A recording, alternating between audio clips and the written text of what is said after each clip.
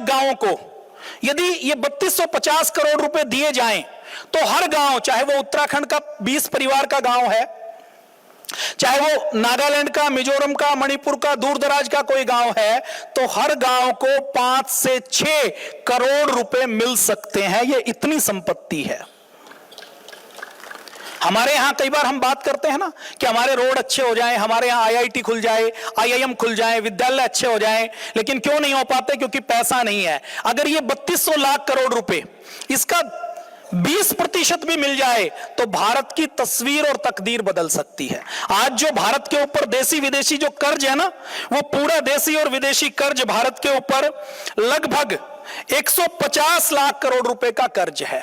ये राजनीति पढ़ाई जाती है कि उस व्यक्ति ने यह विचार दिया, उस व्यक्ति ने यह राजतंत्र की, यह प्रजातंत्र की, यह डेमोक्रेसी का विचारधारा दी, तो हमें यकीन नहीं होता। हमारे मन मस्तिष्क में यह बिठाया गया है कि बाहर से लोग आते रहे, हमें गुलाम बनाते रहे, हमारी पिटाई करते रहे, हमें लूटते रहे, हमारे ऊपर शासन करते रहे, और बाहर से जो लोग आए उन लोगों ने, उस गुलामी की शिक्षा व्यवस्था ने हमारे दिमाग में यह भी बिठा दिया कि हमारे यहां शिक्षा व्यवस्था नाम की कोई चीज नहीं थी, हमारे यहां कोई विज्ञान नहीं था, कोई टेक्नोलॉजी नहीं थी, हमारे यहां कोई उद्योग धंधे नहीं थे। यह भी बिठा दिया गया। जो पढ़े लिखे मूर्ख हैं वो अक्सर यह बात कहते हैं कि अंग्रेज आए तो यह भारत भारत बना, नहीं तो यह रजवाड़ों में, राजाओं में, रियासतों में बटा हुआ था। तो यह जो झूठा भ्रम फैलाया जाता है, इस भ्रम के कारण हमारे मन मस्तिष्क में यह फैला हुआ है कि हमारे पूर्वज तो जाहिल थे, वो तो गंवार थे, वो तो जंगल में रहने वाले थे, उनके पास कोई टेक्नोलॉजी नाम की चीज नहीं थी, उद्योग धंधे तो कहीं दूर दूर तक थे नहीं, इंपोर्ट एक्सपोर्ट हम जानते नहीं थे, हमारी जो खोज हुई वो भी हमारे देश की खोज वास्को डी गामा ने की। तो ये झूठ शिक्षा व्यवस्था के माध्यम से हमारे मन मस्तिष्क में बिठाया गया है। एक और इकोनॉमिस्ट हैं उत्साह पटनायक, वामपंथी हैं, और जो वामपंथी व्यक्ति है वो कभी भारत की बड़ाई नहीं कर सकता। इन्होंने खुद इस आंकड़े के ऊपर मोहर लगाई है। एक जीडीपी का मैं आपको ग्राफ दिखाता हूं। एक इकोनॉमिस्ट हुए हैं एंगस मेडिसन, इन्होंने 2000 सालों की जीडीपी का ग्राफ बनाया है। आप इस जीडीपी के ग्राफ में देखते हैं कि 17वीं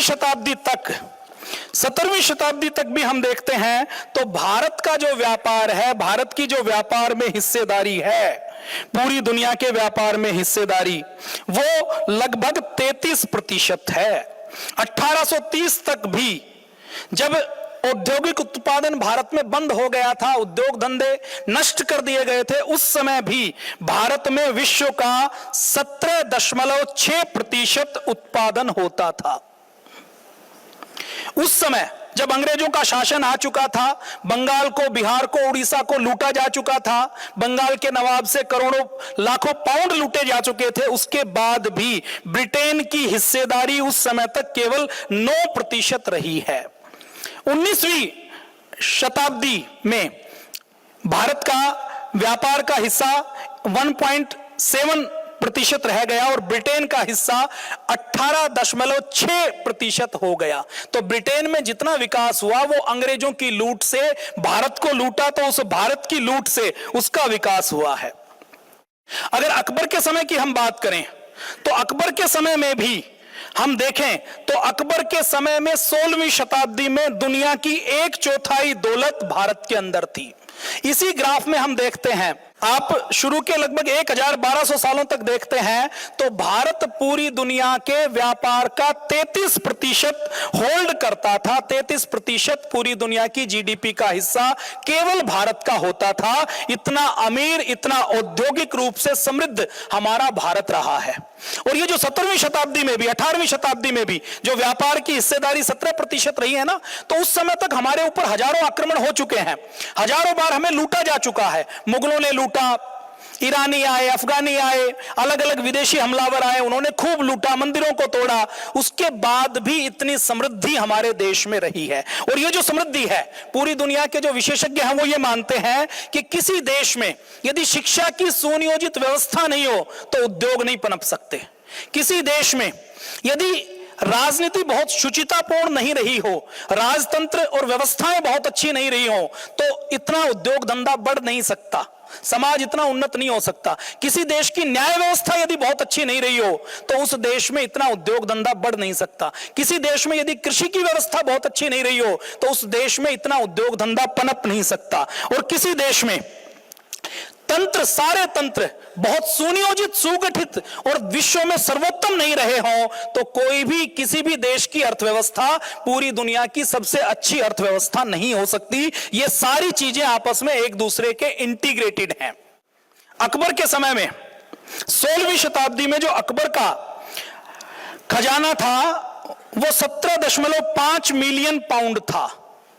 और ब्रिटेन में 18वीं शताब्दी में भारत को लूटने के बाद उनका जो खजाना था उस समय वो 16 मिलियन पाउंड था।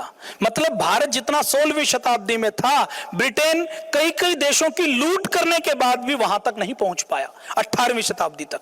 18वीं शताब्दी के बाद और लूट हुई। आपको मैंने बताया 1765 से लेकर 1938 तक ये सारी लूट हुई है। लूट तो 1947 तक हुई है, लेकिन ये जो आंकड़ा है ये 1938 तक का है। अब भारत के अंदर इतना धन संपत्ति कभी थी, इसके ऊपर हमें यकीन नहीं होती। हमें कई बार खुद के ऊपर विश्वास नहीं होता। शायद कोई मुझे भी कहता ना ये आंकड़ा कि 3250 लाख करोड़ रुपए की लूट अंग्रेज 200 सालों में, लगभग 173 सालों में करके ले गए, तो मैं भी यकीन नहीं करता। और जब ये मेरे सामने ये तथ्य आया तो मैंने देखने की कोशिश की कि कहीं इसमें कोई जीरो लगाने की गड़बड़ तो नहीं है।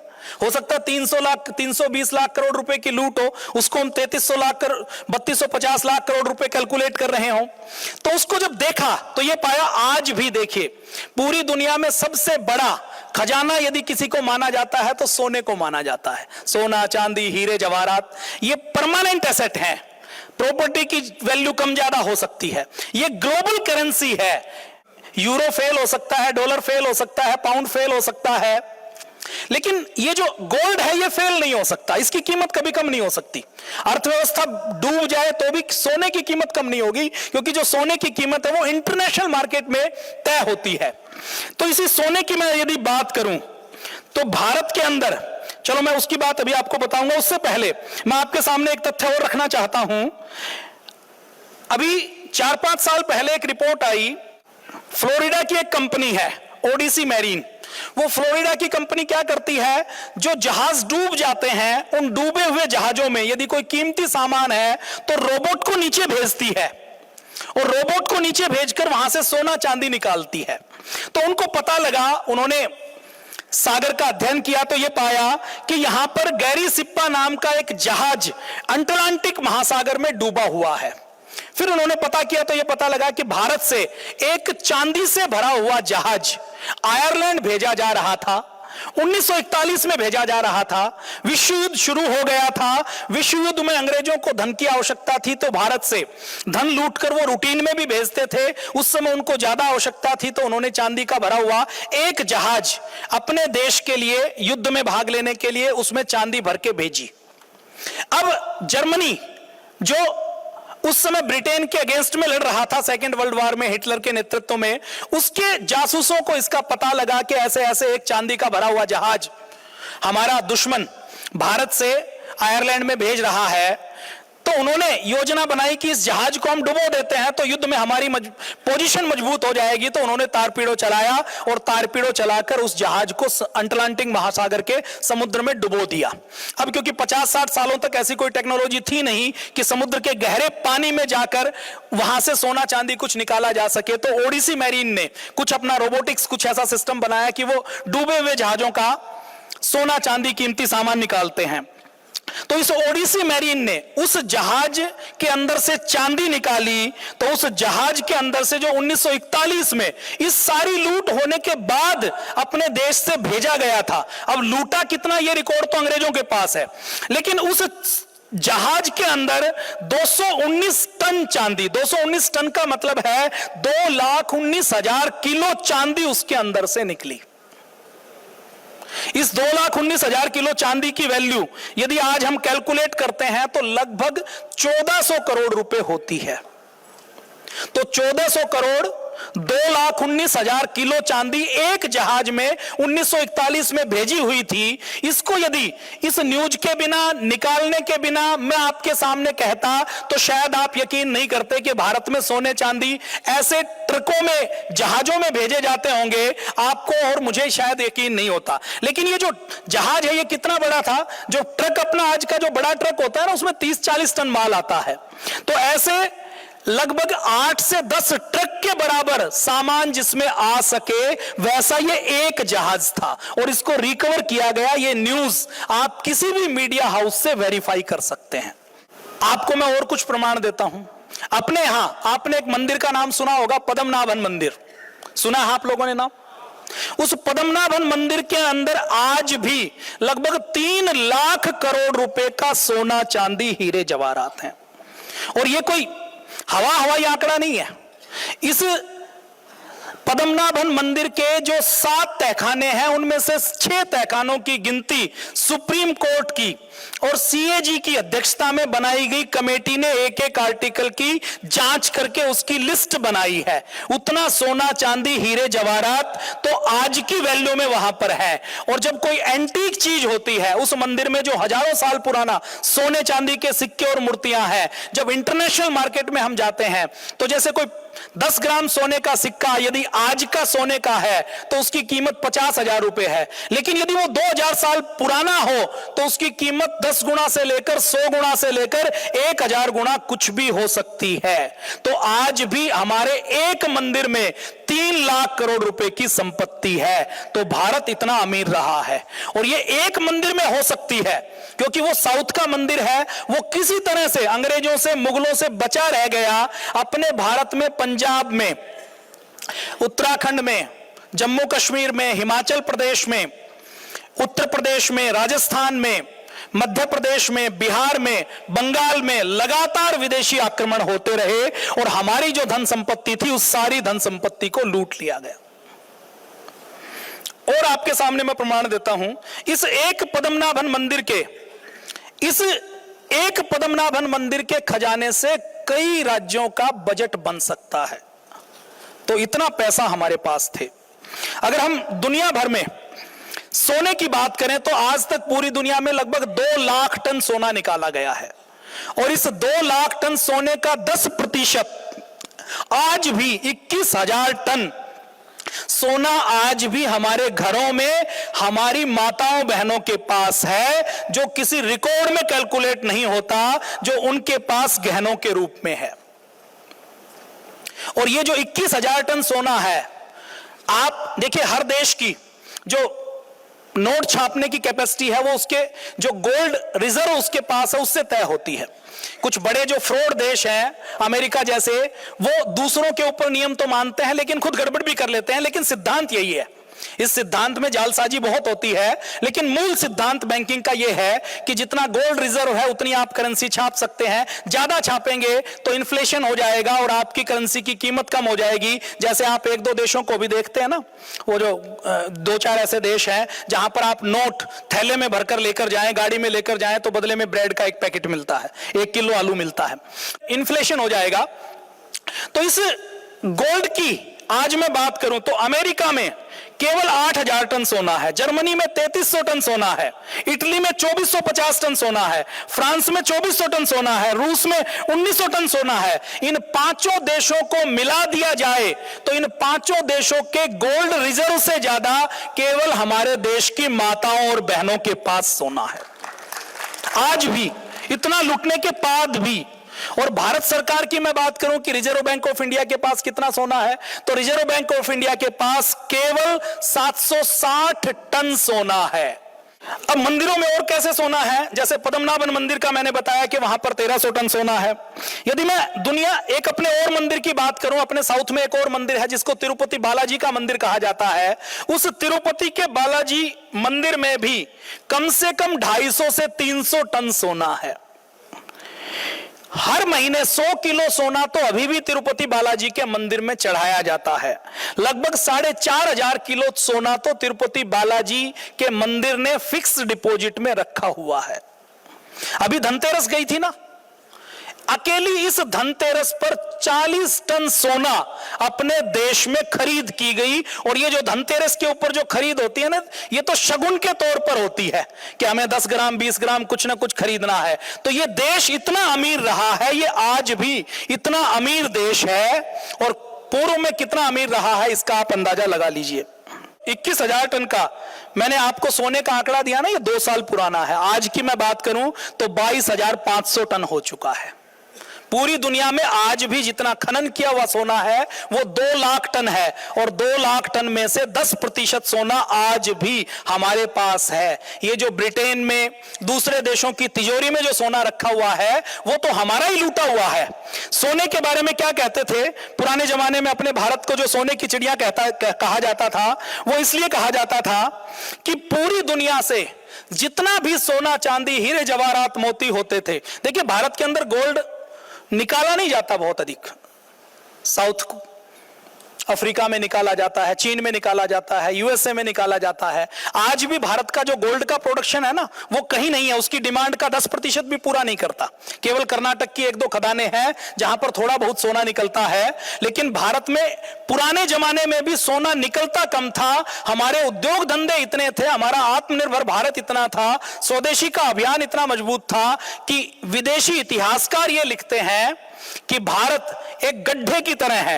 एक वर्नियर नाम का इतिहासकार था ना, जिसका नाम आपने सुना होगा, जो इंजीनियरिंग जानते हैं उन्होंने वर्नियर कैलिपर का भी नाम सुना होगा, जो औरंगजेब के भाई दारा शिकोह के समय उसका चिकित्सक के रूप में सेवा का काम देखता था।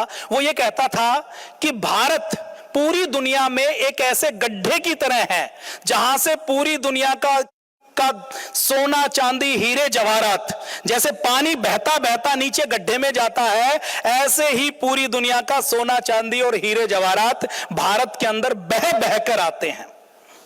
जैसे नदी बहती हुई सागर में मिलती है ना, ऐसे ही पूरे देश, पूरी दुनिया के देशों की धन संपत्ति भारत की ओर इसी प्रकार से आती थी।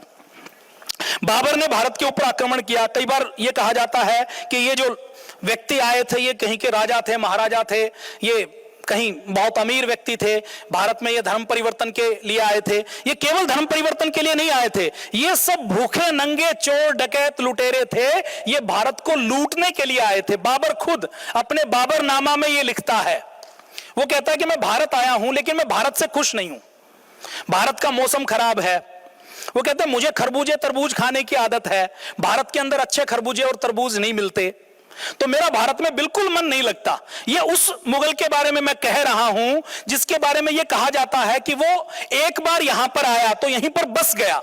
मतलब जिस व्यक्ति को यहां का मौसम अनुकूल नहीं आता, जिस व्यक्ति को यहां सब कुछ ठीक नहीं लगता, खाना पीना जिस व्यक्ति को यहां का अच्छा नहीं लगता, अनुकूल नहीं आता, वो भी यहां पर बस जाता है। तो बाबर अपने बाबरनामा में ये लिखता है कि यहां का मौसम ठीक नहीं है, यहां पर खरबूजे तरबूज नहीं मिलते, यहां पर मुझे मेरे अनुकूल जो मैं ड्राई फ्रूट्स खाता हूं उनकी क्वालिटी उतनी अच्छी नहीं है, लेकिन फिर भी यहां पर जो एक सबसे अच्छी चीज है वो है यहां पर सोना।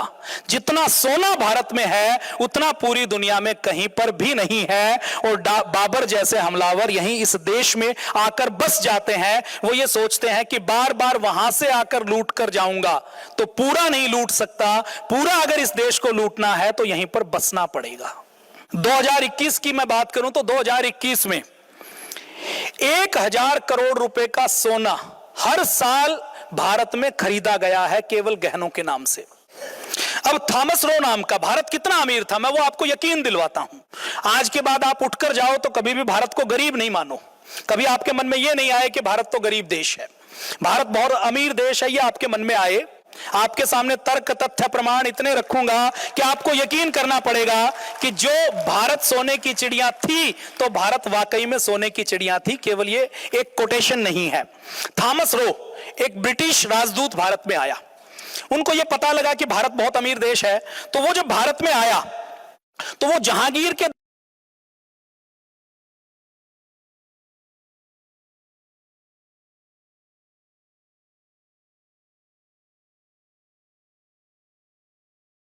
और दिल्ली और आसपास का जो मेन इलाका है वो उनके मुगलों के अंडर में होता था। तो उसका यह था कि मुझे एक आदेश पत्र मिल जाए तो इसके बहाने हम भारत से व्यापार कर सकें। तो वो जहांगीर के दरबार में बैठा हुआ है, तो जहांगीर के दरबार में कोई समारोह चल रहा है, तो उस समारोह में एक हीरे जवाहरात जड़े हुए सोने चांदी के तराजू में जहांगीर बैठता है, दूसरे तराजू में रेशमी थैलों के अंदर जिनके मुंह बंधे हुए थे उनमें सोना रखा जाता है, उनको तोला जाता है, फिर हीरे जवाहरात रखे जाते हैं, फिर मणियां रखी जाती हैं, फिर और महंगे पत्थर रखे जाते हैं, फिर चांदी रखी जाती है, सिक्कों से उनको तोला जाता है और हर बार तोल तोल कर वो सारी सामग्री गरीबों में बांट दी जाती है।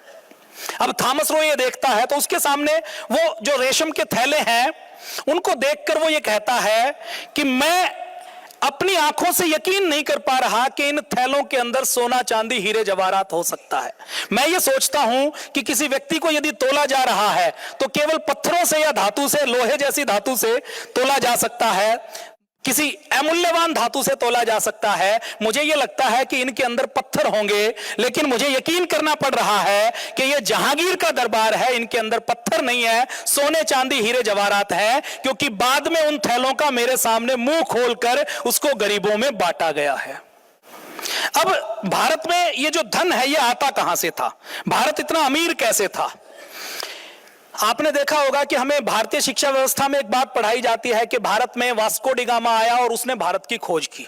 पढ़ाया जाता है कि नहीं पढ़ाया जाता? सबसे पहले तो यह सवाल जीके के क्वेश्चन में जरूर आता है कि भारत की खोज किसने की, तो नाम आता है वास्को डी गामा।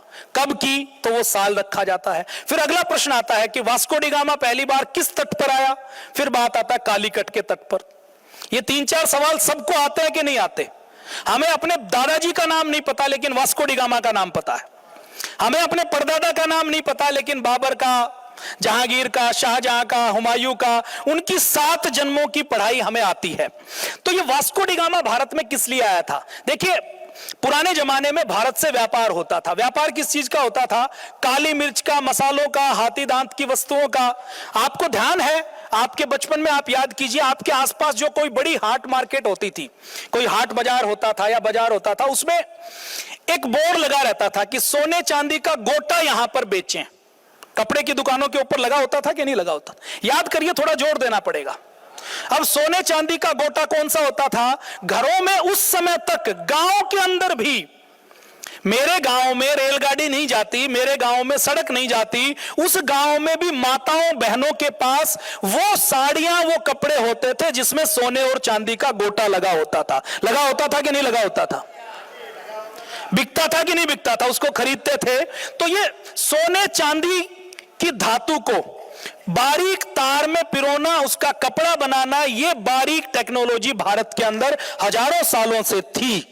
भारत में उस समय जो कपड़े बनते थे वो ऐसे कपड़े बनते थे कि एक नारियल की डिब्बी में पूरे के पूरा 52 गज का थान आ जाए। एक बार एक अंग्रेज राजदूत आया यहां भारत से, वो अपने देश में गया तो वो अपने राजा के लिए गिफ्ट लेकर गया। उसने वो नारियल लेके गया तो वहां पर सब हंसने लगे कि नारियल में क्या लाए हो। उसने उनके सामने नारियल खोला और नारियल के अंदर से 52 गज का थान निकाल कर रख दिया। अपने यहां जब ऐसे कपड़े बनाए जाते थे, इतने बारीक कपड़े बनाए जाते थे, उस समय यूरोप क्या पहनता था वो कल्पना करके देखिए। उस समय यूरोप में कोई कपड़े नाम की चीज नहीं होती थी। कपड़े के नाम पर जानवर के बालों से बने हुए लबादे वो पहनते थे या जानवर की खाल पहनते थे। उनको जब भारत का कपड़ा मिलता था तो उनको यह लगता था कि इससे अच्छी और कोई टेक्नोलॉजी नहीं हो सकती थी। और वो जो भारत का कपड़ा दूसरे देशों में जाकर बिकता था तो भारत के कपड़े के बराबर सोने चांदी हीरे जवाहरात भारत के अंदर आते थे।